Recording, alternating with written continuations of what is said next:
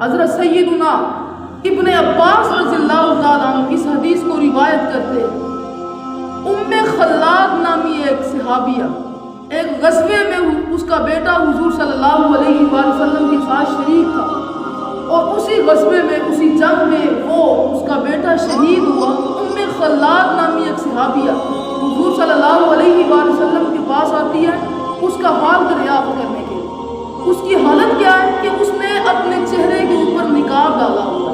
جب صحابہ نے یہ دیکھا، بات چیت شروع کی، کہنے لگی کہ یہ صحابیہ، یہ عورت اپنے بیٹے کے بارے میں پوچھنے آئی ہے اور اپنے چہرے کو کیسے چھپایا ہوا ہے، نقاب کیا ہوا ہے۔ تو اس عورت کے، اس صحابیہ کے الفاظ تاریخ میں رقم ہو گئے۔